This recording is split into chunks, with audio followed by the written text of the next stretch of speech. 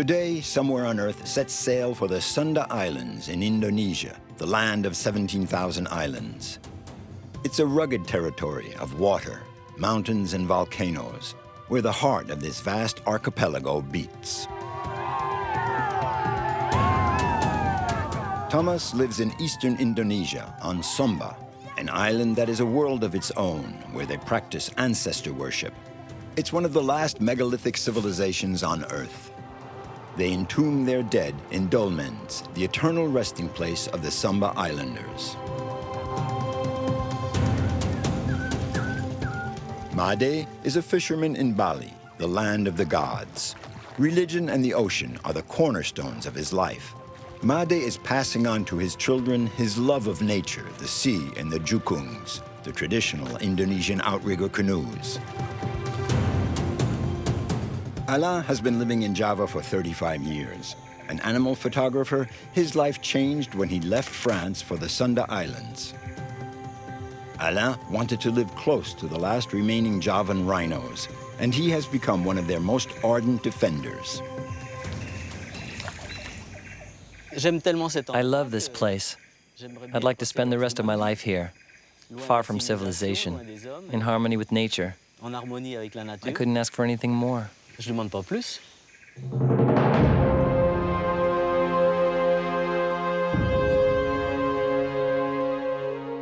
Sumba, in the eastern part of Indonesia, is one of the lesser Sunda Islands. There are still a number of gray areas concerning the islanders' ancestral traditions. According to history, the first settlers arrived on Sumba around 2000 BC.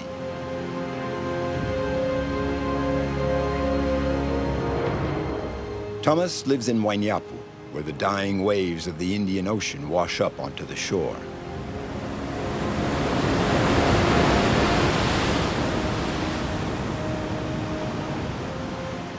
He's preparing for the ceremony of tarik batu, the hauling of a stone slab intended for the family tomb.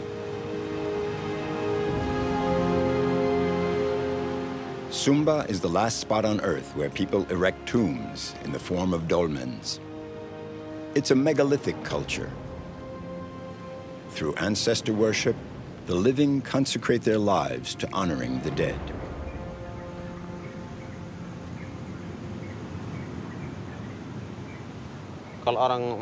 We know that after death, the soul enters Marapu, the paradise of the ancestors.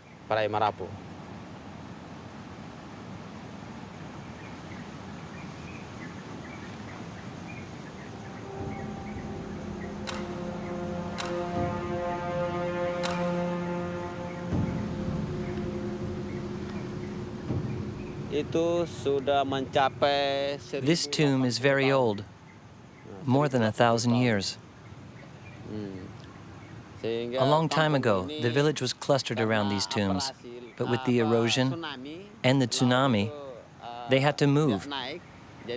So the village is much further inland now. All that you see here used to be forest.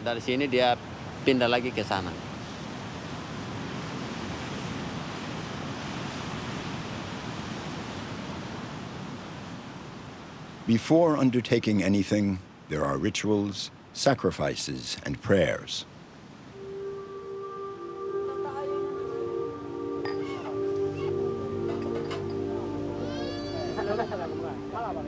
Every ceremony starts by asking for the protection of the spirits. In the Marapu religion, everything that is visible has its invisible counterpart. What we cannot see is the soul of the ancestors. It is everywhere.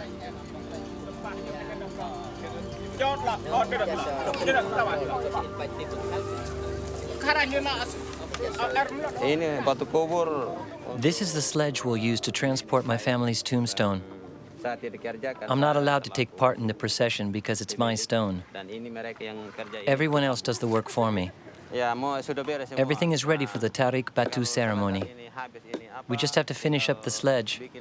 Then we'll be able to haul the stone slab up to the village.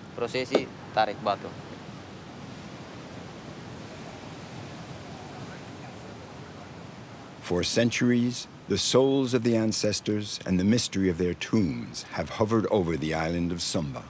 For Thomas, the big day is coming up. The beach of Wanyapu will resound with the enthusiastic shouts of the crowd and the masters of ceremonies of the Tarik Batu.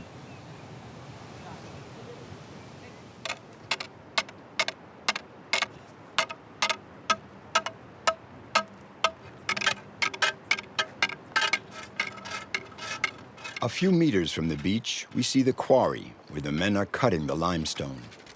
The stone slab will serve as the cover for Thomas's family tomb. The clan of stonecutters has been working on it for a month already.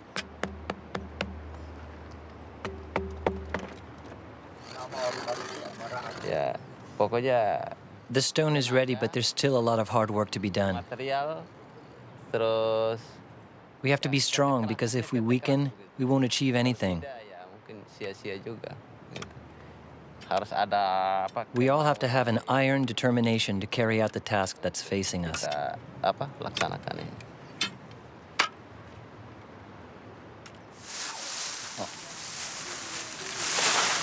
The large houses of Sumba are home to both the living and the dead. The tall peaked roof can reach 15 meters in height. It is the dwelling place of the Marapu, the spirit of the ancestors. The roof is the frontier between the real world and the invisible world. In each clan, the Marapu ensures the cosmic link between God and the community. On the peak of the roof are two wooden sculptures representing the man and the woman of the family.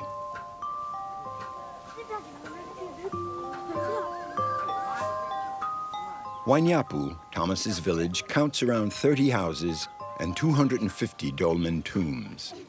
Here, the souls of the deceased protect the living.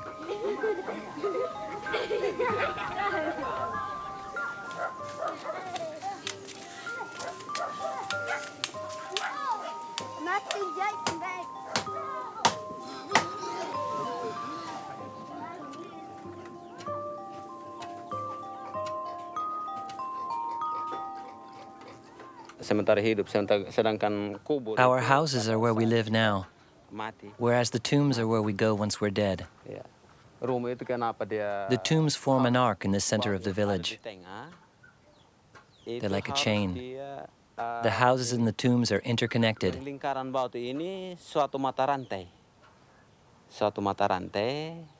The stone that I'm bringing will become a link in that chain.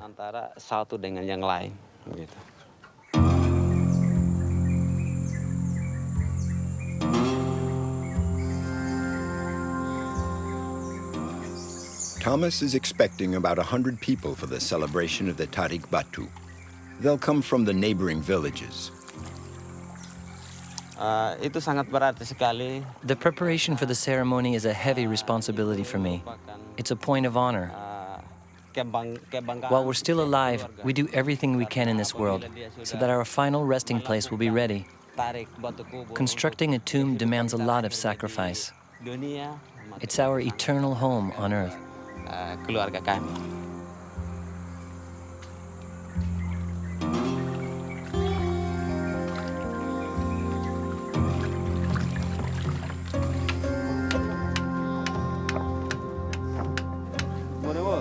Hello.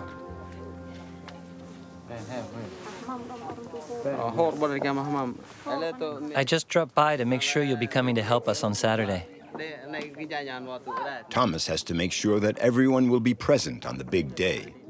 He also wants to let them know that everything is ready.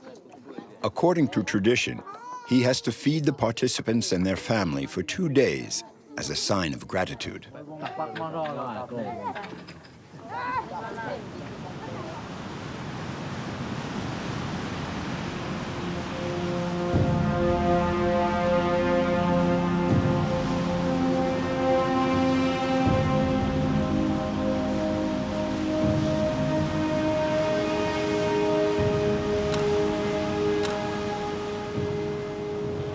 The Marapu philosophy is based on the equilibrium of the world and life. The balance between what can be seen and the imperceptible has to be perfect, like the harmony between the sun and the moon.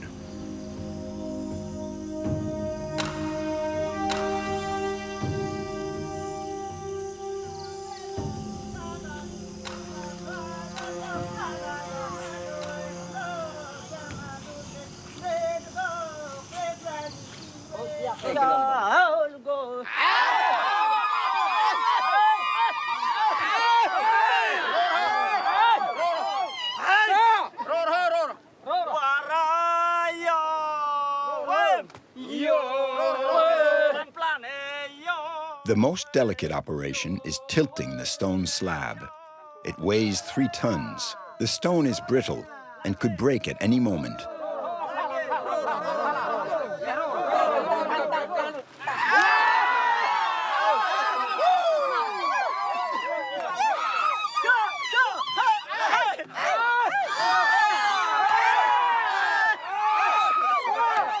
Bagus.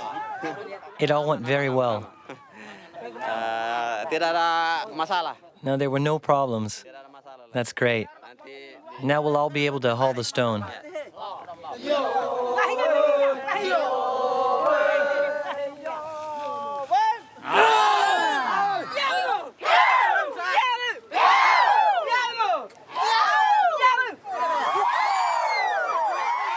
The shouts of the mistress of ceremonies galvanize the collective energy.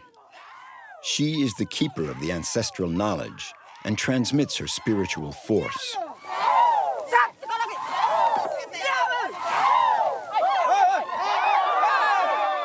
The stone has been hauled out of the quarry, and now they have to position it on the wooden sledge.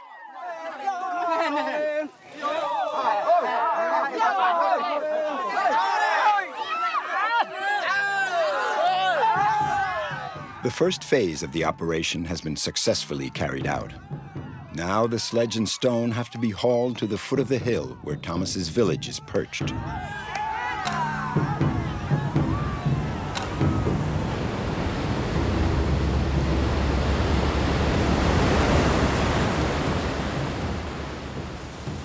Sumba is a rebellious, indomitable island. The traditions have survived here better than in other parts of Indonesia.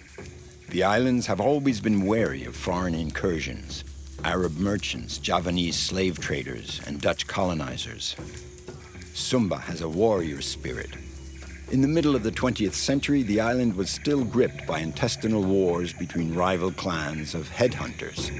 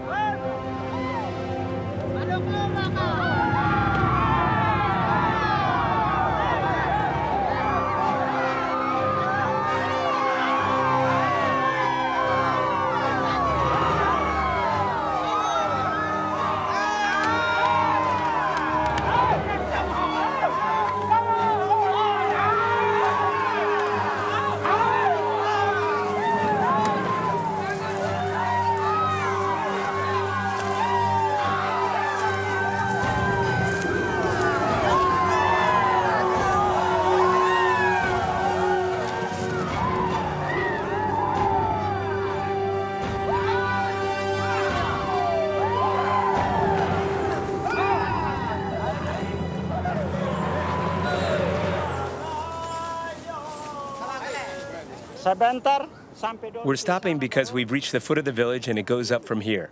Once we're on top, we'll be able to take a rest. The stone is very heavy. We'll take a little break here, then we'll get back to work. Batu ini berat.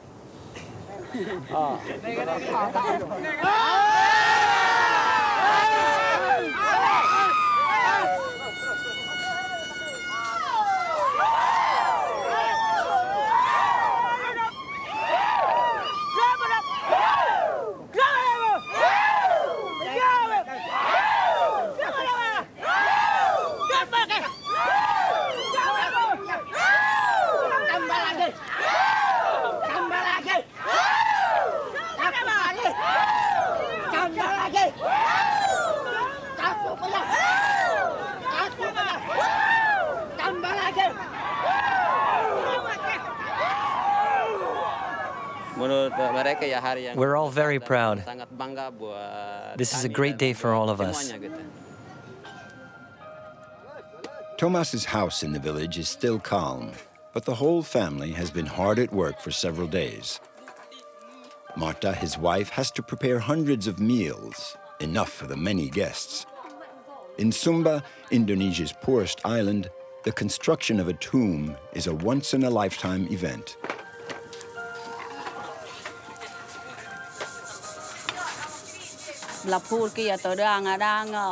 A lot of people will be coming to our house. I have to cook for everyone. I'm preparing rice, pork, tobacco, coffee, and betel nut. It's the tradition here in Sumba.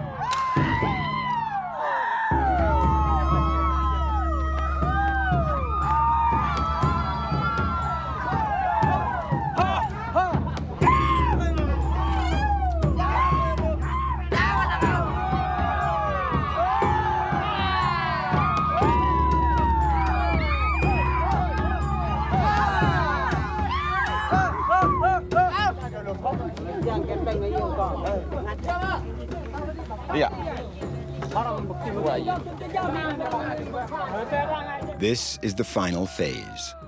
They've succeeded in hauling the stone to the center of the village. Now they'll raise it up with the scaffold before sliding it onto the tomb. The technique has remained unchanged for ages. Strength lies in numbers. For thousands of years, people throughout the world have been building this way.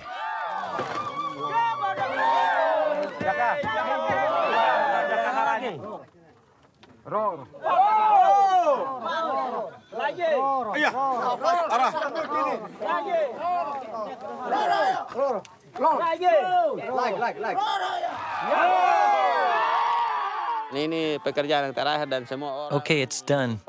The job's finished. Everybody's happy, and me too. It was very tiring to transport the stone, but we reached our goal. This will be the resting place for my family and me when we pass away.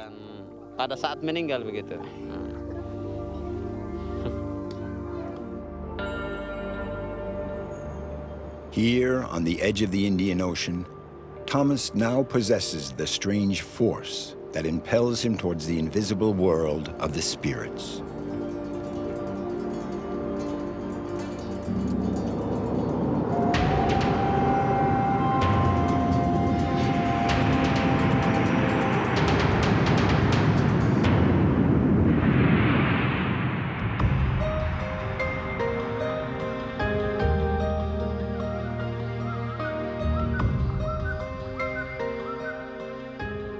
Bali is the land of the gods. It's the only Hinduist island of the entire Indonesian archipelago. They say that this volcano, Mount Agung, is the center of the world. This sacred mountain with its 3,000-meter peak is the home of the gods. Mount Agung last erupted in the 1960s.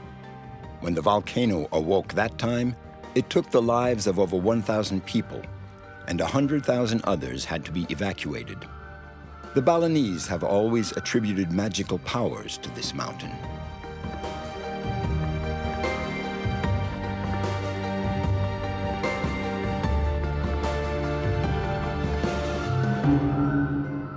The Hindu religion is the basis of the Balinese society.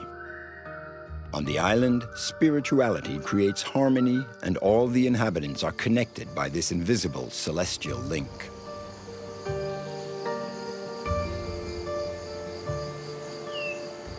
Made is 35 years old. He's a fisherman on the north coast of the island. The sea and the mountain are the marrow of his life.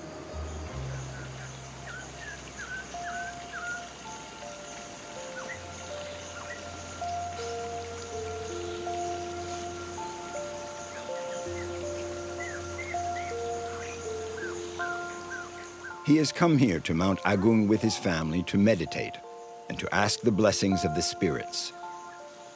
In a few days, Made will start the fishing season for the mai-mai, a determined hunt for the royal fish of the tropics, a rare and highly coveted prize.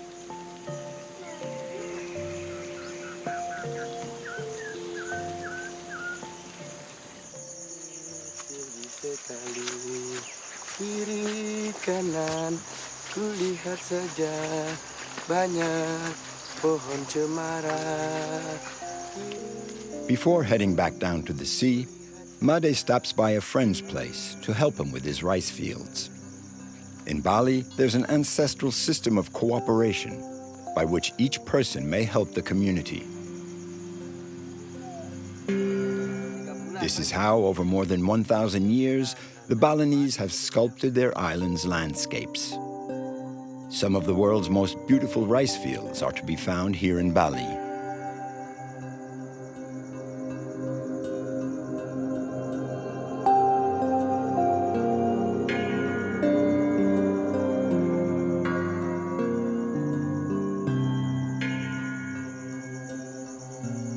Semuanya di sini berperan di.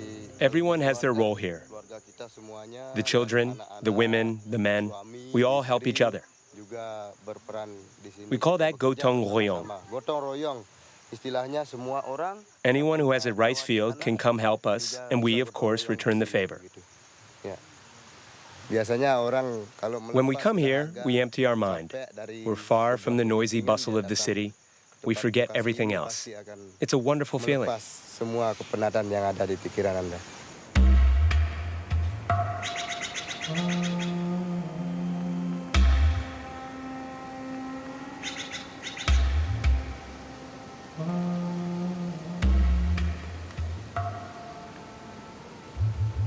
Jalan saya sudah ketemukan dan saya sudah. I have found my path.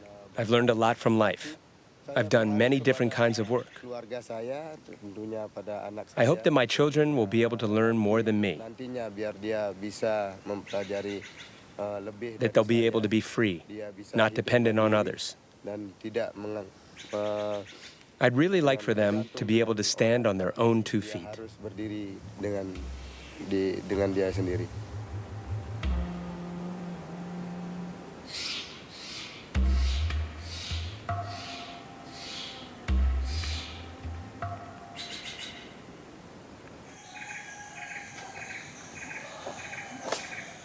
This morning, Made drops in on his father.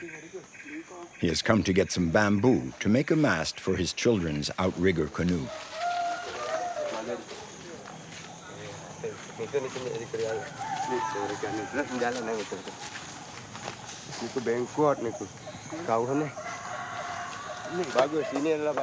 This one's good. It should make a good mast. Karena saya mau anak saya seperti saya mau. I want my children to follow in my footsteps. It's important for them to learn how to sail. I'd like them to love the sea and fishing. Now I'll be able to make a mast with these bamboo poles. I prefer that the children use a sail when they're out on the boat. They already like sailing, and I like going out on the jukung too. They often come out fishing with me. Banyak kali dengan saya. Oh, ini udah dilangsung.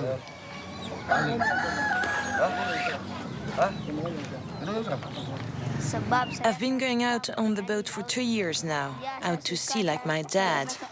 I want to be a fisherman. Tapi dia juga masih sekolah.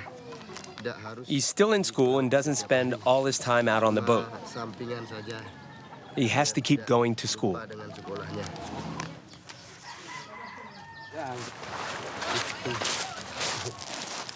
Made is transmitting his passion to his 3 children. He's built them a little jukung, a 3-meter outrigger canoe. Di sana dulu. Sekarang mau coba. We just finished the sail. Coba berlayar sekarang. Ya. Wayne's going to try it out. Right, Wayne? Sangat senang, dia sangat senang. Look at them. They're happy. Untuk dia nanti mencoba untuk memancing. Later, they'll be able to practice fishing. Catch mackerel, dorado, all sorts of fish. Yang lain-lain mungkin. They'll be able to learn the fishing profession. It's just great.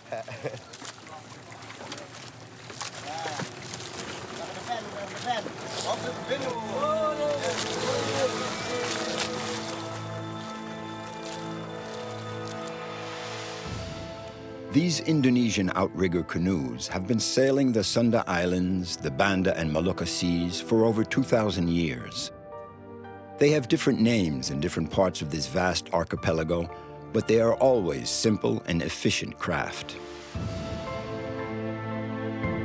These double outrigger sailing canoes were used in the early migrations from the Indian Ocean to populate Australia and the Pacific. In this part of the world, the impact of these Aboriginal boats was as important as the discovery of the wheel. The Balinese seafarers on board their jukungs are the heirs to an age-old maritime tradition.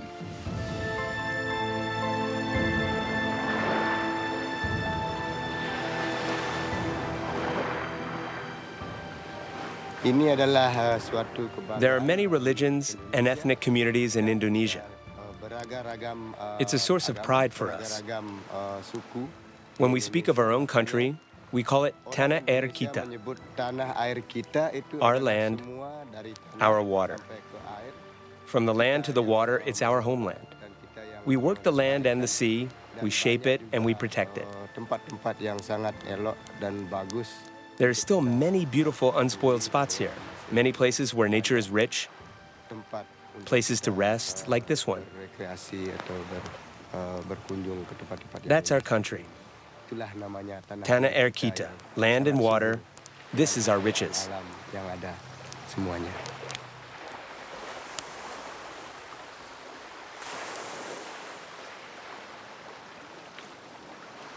Soon the rainy season will end in Bali, and the fishing season will begin for the mahi-mahi, the dorado, the choice fish for Made and all the other fishermen of the island.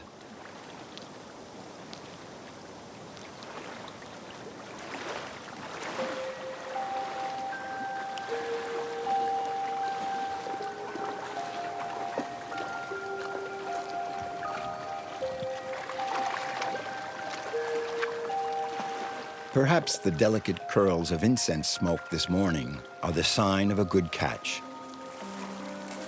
With his line or with his kite, Made can track the mahi-mahi for hours.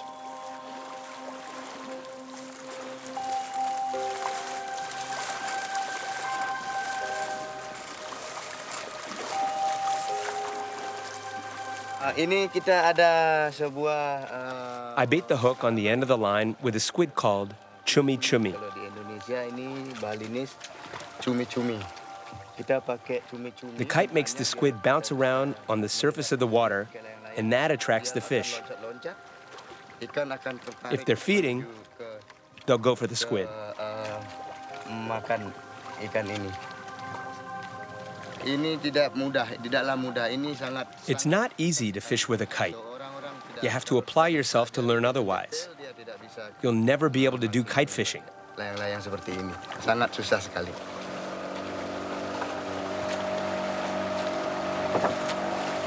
Hey, dolphins! Jukung adalah kita bahannya dari The kayu. jukung is a wooden boat. Teman saya. It's my second companion, right after my wife. It's fun. So, ini adalah teman saya yang kedua. I Saya earn a bermain living dengan thanks to dia, this saya boat, mencari and I nafkah live with dengan it. dia, saya mencari I built it with my own two hands. It's the fruit of my labor, and it's vital for my whole family. saya sendiri untuk kehidupan anak dan saya sendiri. Rumah yang bisa saya tinggal. I can spend entire days out on my jukung, Mungkin malam, and even the night mungkin sometimes. bisa saya juga tidur bisa di jukung ini. Ya.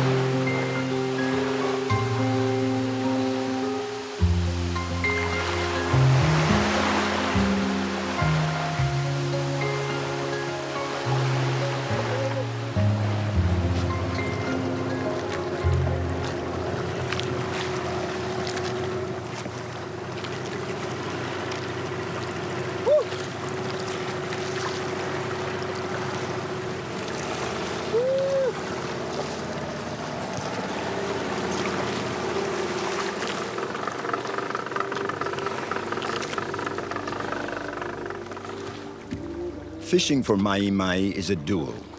It takes muscle power to win. Today, Made's luck is with him.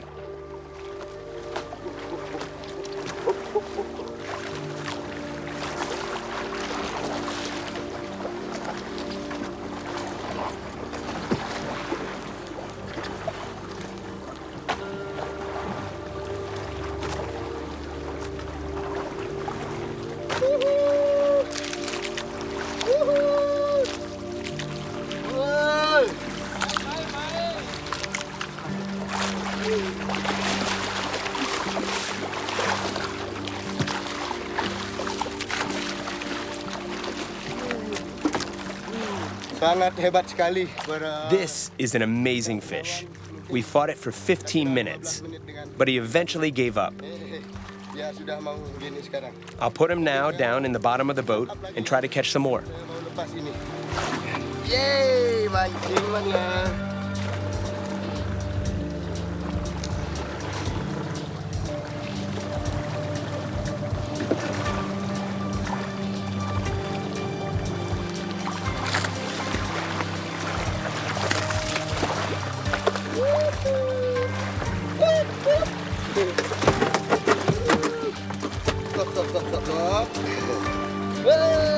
Dapat satu lagi. Bagus. Ada.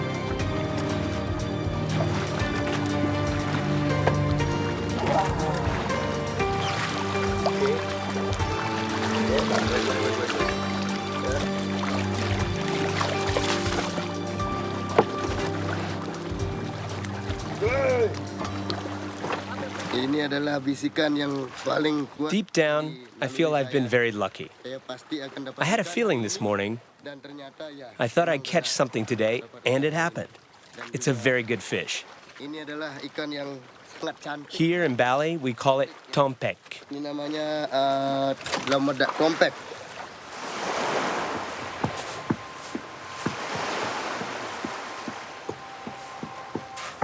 The sea has been generous. Made has come back with 4 mahi-mahi, a very good catch for him.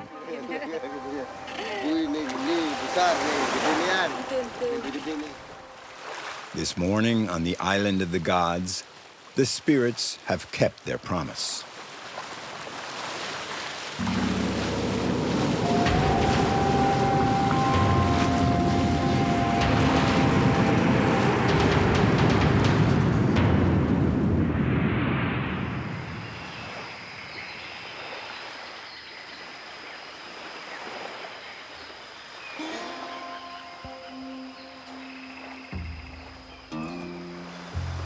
This is the refuge of one of the most mysterious animals and the rarest land mammal on Earth.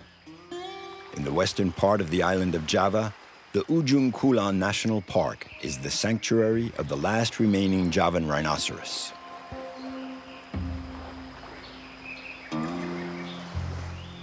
Alain was a zookeeper back in France in the 1970s. But when you're 20, it's hard to resist the call of adventure. Alain dreamed of living in the tropical forest and seeing the big animals of Asia in the wild, not in a cage. So one fine day in 1975, he took off to Indonesia and became an animal photographer.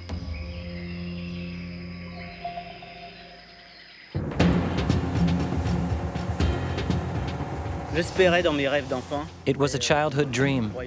Often the people who become photographers can do it because they're well off. But I started from scratch. To begin as a zookeeper shoveling rhino dung and end up as a photographer, I've been pretty lucky.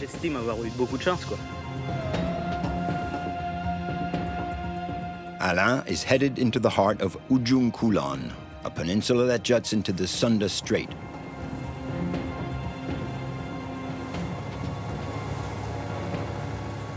He's with his old partner, Sarija, a former forest ranger and an excellent guide. These two have known each other for 30 years. Together, they tracked down the king of the forest. Alain is one of the world's only photographers to capture the Javan rhino, an endangered species.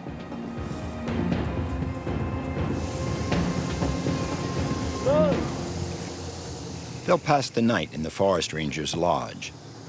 They're going to hook up with a patrol of rangers who are also tracking the rhinos.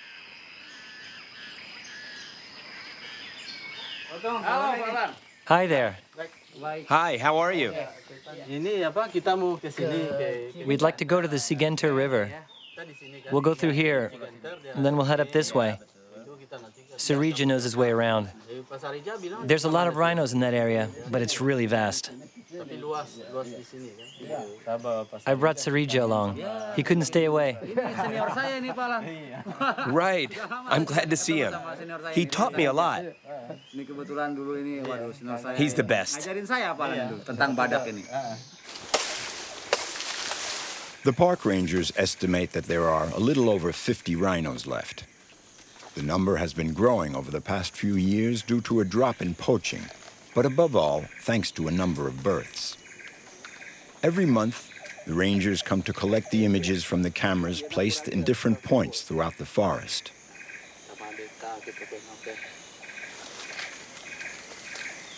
Here, we have what we call a wallow, where the rhinos come to bathe and roll around in the mud to get rid of their parasites. An ideal place to set up their cameras. They're sure to pick up a sighting at least once a month.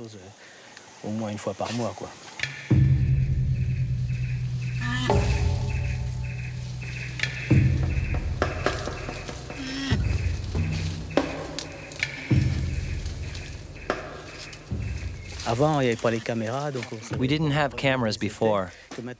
Now we have a better idea of where they are, and it's much easier to spot them. The rangers don't care about seeing them. They just want to get them on camera, whereas we want to see them in the flesh. It's so much more exciting.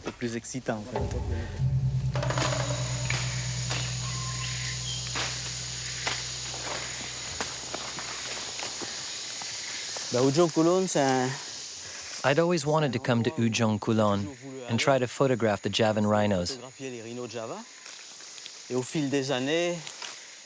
And over the years, I fell in love with this place, with the animals and rhinos as well.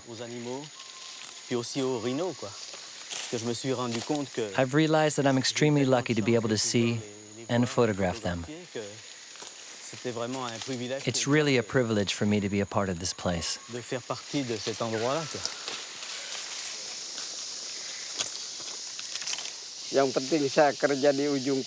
When I was working at Ujung Kulan, the main thing for me was protecting the rhinoceros.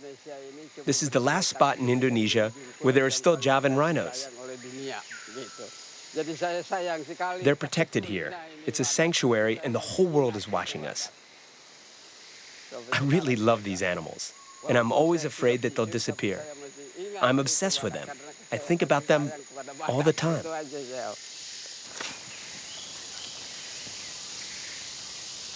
Sarija knows this forest like the back of his hand. So with him, I have the best chances of spotting the most interesting animals.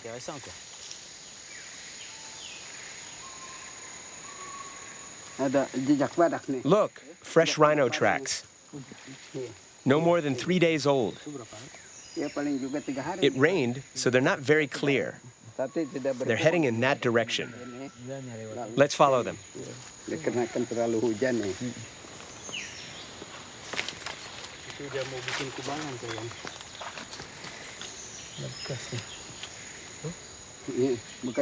Look, that mark was made by a rhino's head. The rhino is a harmless animal, but they're cursed with a horn that's worth twice its weight in gold, so they're killed. They're killed in Africa. They're killed in Asia. Here we've managed to stabilize the population, but you never know. One day or another, with a sudden change of regime, people could come with machine guns and could all of a sudden kill them off. It could happen. Just this one small population of rhinos, that's all that's left. And it would be easy to wipe them out.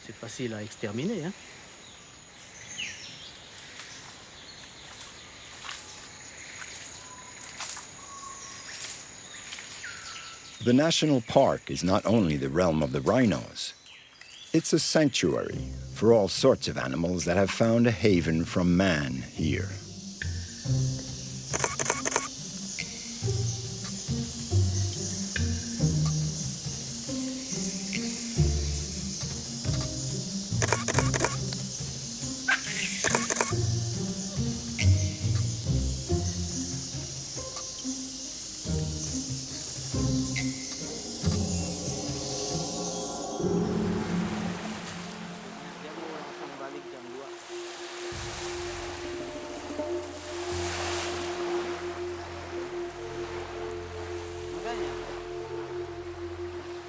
Over the years, Alain has become an ardent defender of the rhinos. He has spent years exploring this forest. Now he knows Ujung Kulan better than anyone else.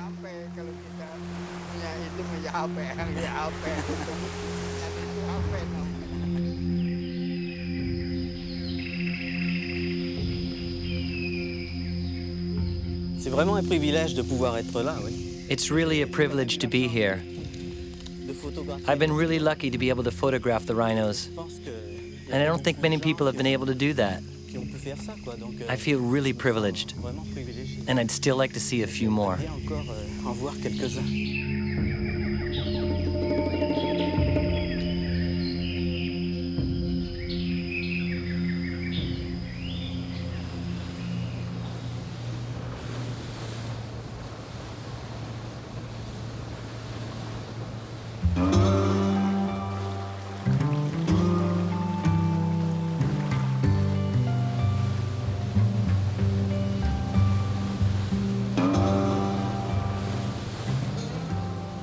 The only way to get to the rhinos' territory is by boat. Each outing is an expedition. Alain and Sarija are now headed for the mouth of the Sigente River in the middle of the park.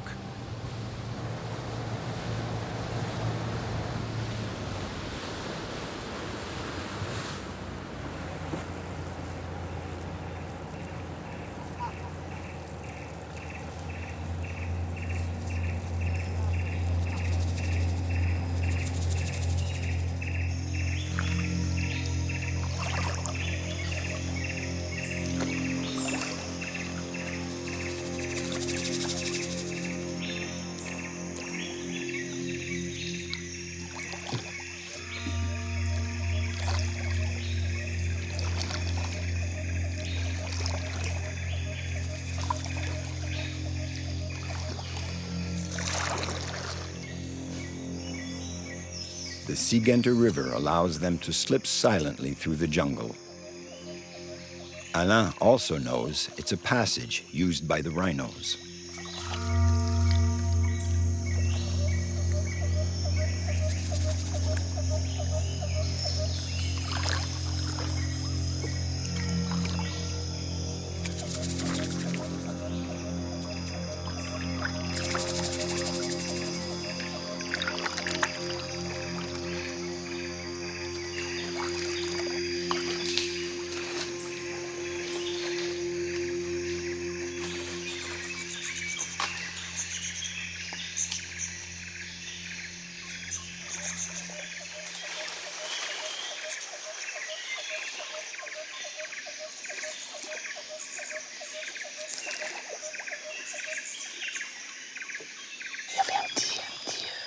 One day there was a little stream off the river, and we heard something in the water.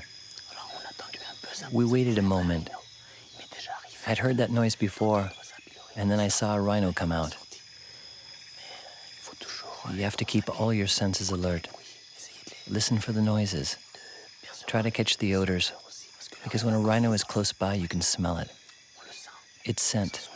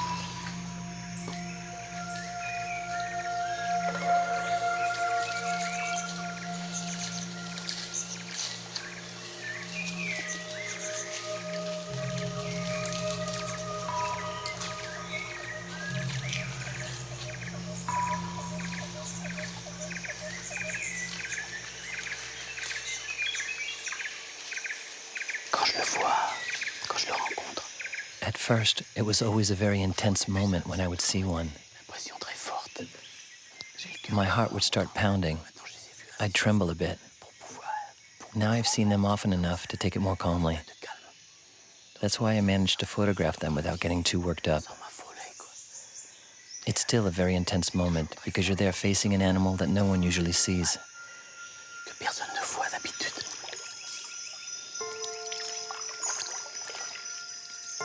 Ujung Kulan is the one place where the few remaining Javan rhinos live. These incredible animals, straight out of another age. Everywhere else in Asia, they have been killed off for their horn. Thanks to his photos, Alain is doing his part toward the protection of these last kings of the Javan forest, the rhinoceros of the Sunda Islands. This evening, Sarija is thanking the spirits of the forest. He's also praying to continue his close relationship with nature for a long time to come.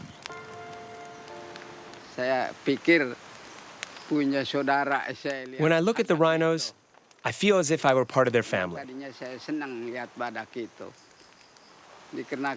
I've always loved to observe them. Before, I had no one to share that with. And then I met Alain, and he was just as enthusiastic as me. It's always been a great pleasure to observe the rhinos with him. We have the same passion. We're like an old couple, the two of us. I always call on him because I like to have him along. He's helped me so much, and I'll never forget that. He's part of my life. For me, the rhinos are everything.